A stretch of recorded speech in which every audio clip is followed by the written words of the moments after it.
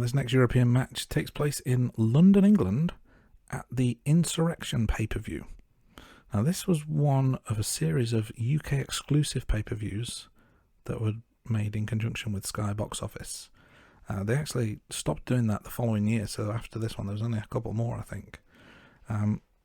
Interesting note about this show, it's the very last ever WWF show. From the following Monday onwards, from the Monday Night Raw, they quietly changed their name to WWE, and that's because of an ongoing lawsuit with the World Wildlife Fund. Now, I don't know all the details of said lawsuit, but I will try and surmise some of the key bits. But definitely worth looking into in a bit more detail, because it's somewhat fascinating and strange, I find. So back in 1994, Titan Sports, who were the owners of the World Wrestling Federation, they'd entered into an agreement with the Worldwide Fund for Nature because they'd also got WWF trademarked. Now, to avoid any confusion between the two companies, Titan Sports had agreed to cease using the written acronym WWF and minimise spoken uses of WWF.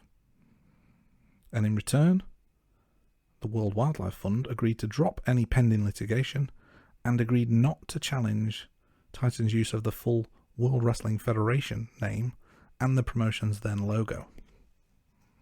Fast forward 6 years to the year 2000, the Worldwide Fund for Nature sued World Wrestling Federation Entertainment Incorporated, which was the new name for Titan Sports, for violations of this 94 agreement, particularly in regards to merchandising.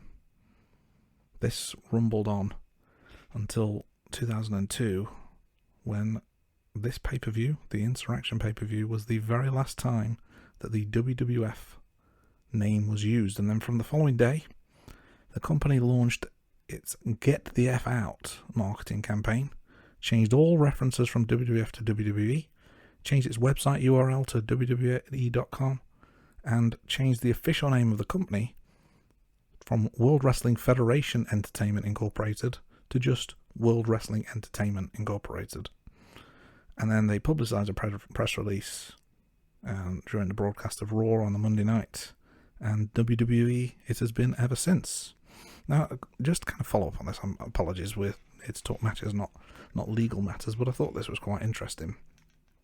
Following this, the WWF scratch logo, as they called it, became prohibited on all WWE properties. And when you go back and look at some archive footage from any time that was around, so kind of late 90s through early noughties, quite a lot of the shows have it censored. So even like the turnbuckles, you can see censorship. There's a helicopter flying overhead. I hope that's not anyone come to mess with me. I'm just talking about, I'm not getting involved, I'm just talking about legal matters. But anyway, where was I? Yes, so they censored the logos, even on like the turnbuckles or the signage. So you see a lot of censorship and blurring on the screen.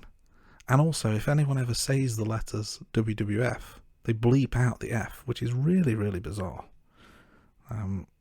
That continued until 2012, when it was agreed that the scratch logo no longer needed to be censored in archival footage, but it still remains out there because they've not reverted it all back. But saying the words WWF are still not permitted on anything new. Like if you're airing original footage for the first time or doing like packaging or advertising, if you do it new, you can't use the letters. So it's very, very bizarre. But that was just kind of a little side note about Insurrection 2002.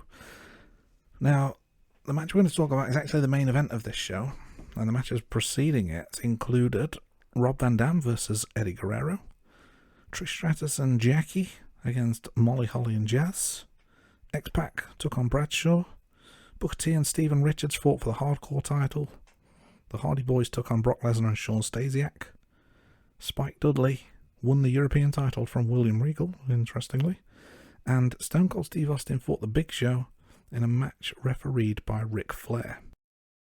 Following that was the main event, which was The Undertaker versus Triple H. Before the match starts, Undertaker rides out on his motorbike to the sounds of Rolling by Limp Bizkit. Absolutely classic entrance theme. Fist fly to start. Triple H hits a high knee pretty soon, then a backdrop and a clothesline over the top. They have a nice brawl on the outside. Taker into the post. Typical Attitude Era type stuff.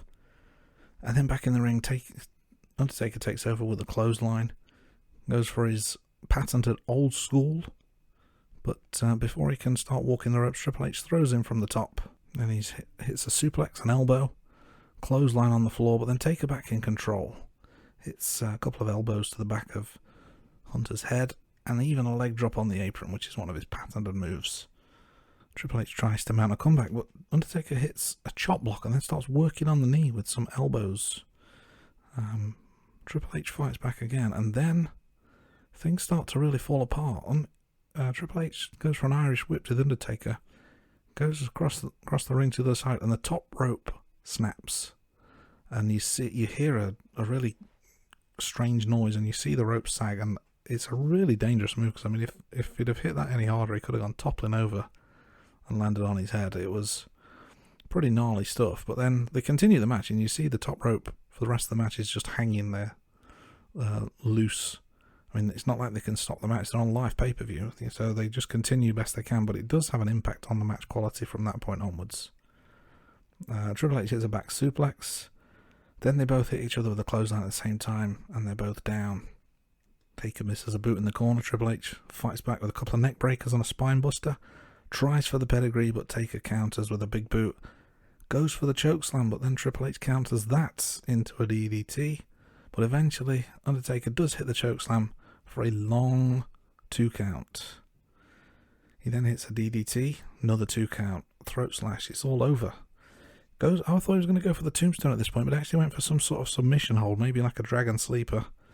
But Hunter fights back with a clothesline. Bit more back and forth. Taker hits the snake eyes in the corner, which looks really odd because, like I mentioned, the top rope is broken, so it doesn't have its usual kind of impact, I guess. It looks a bit odd, but Triple H fights back with another high knee, hits the pedigree for the 1-2-3. This was a good match. I enjoyed this a lot. I think that with the top rope breaking, it did kind of slow the momentum a little bit, but these are 2 pros in there. They carried on really, really well. And despite that mishap, I've still given this match 7 out of 10. Really, really worth going out of your way to see this one. And it's the first time I'd ever actually seen it. I'd never watched it at the time, back in 2002. I didn't have Sky at the time, so yesterday, as we're recording this, at the end of April 2024, was the first time I've actually seen that match. So it's only taken me 22 years to get around to it. But a 7 out of 10, really, really good match.